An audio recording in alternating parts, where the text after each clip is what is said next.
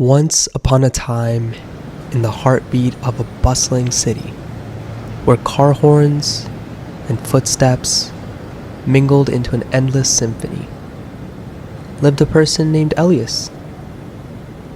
The world he navigated was a patchwork of sound, texture, and memory. A world without light. Elias had been blind for as long as he could remember, his vision swallowed by darkness. Yet, amidst the chaos of the city, he had learned to find his way. The cane in his hand tapped against the pavement, its rhythm steady and familiar. His other senses were sharp. He could smell the fresh bagels from a corner stand, feel the gentle push of a breeze that hinted at rain, and hear the laughter of children playing in the park. But in his chest, Elias carried a weight. A lingering bitterness that the world he moved through was forever locked away from his eyes. One evening, as he sat on a bench in a small, overgrown square surrounded by towering glass buildings, something unexpected happened.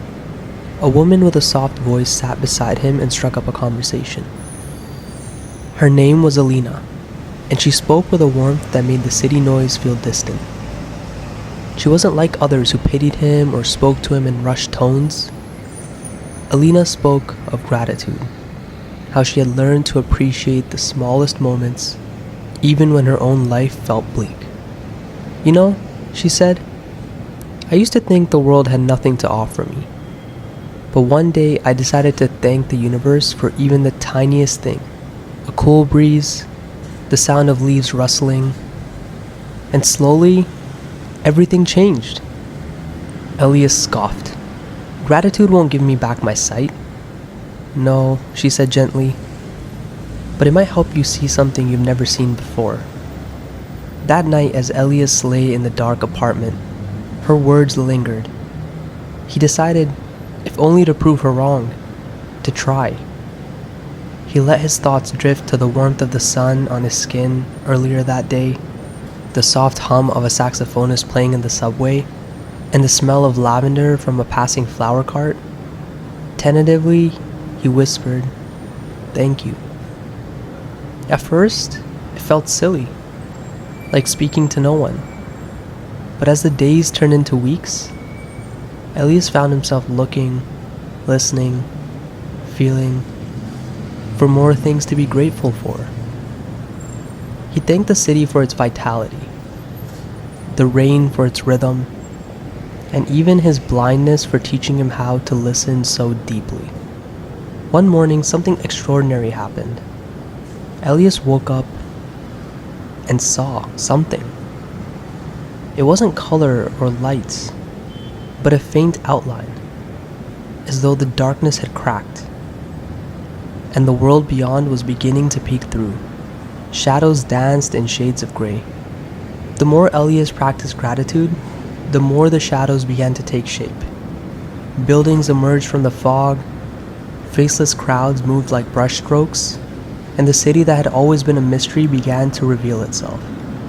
One afternoon, as Elias ran his fingers over the petals of a rose he had bought from a vendor, a spark of color burst through the gray, a faint blush of red. It startled him so much that he gasped out loud. His gratitude that day overflowed.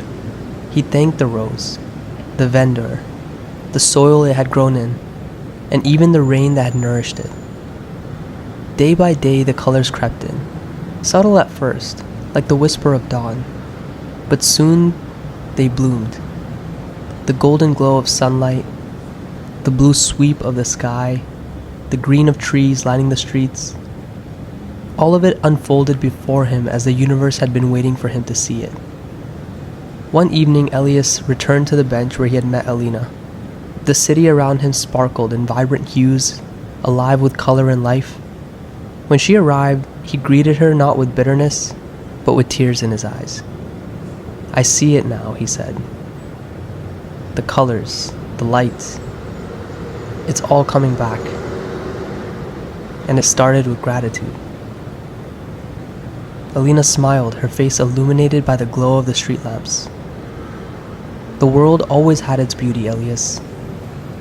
You just needed to let it in. Sometimes the greatest vision comes not from what our eyes can see, but from the gratitude we feel for the world around us. As my friend Andrew said, gratitude is what adds color to the canvas of life. Without it, it's a dull picture. The end.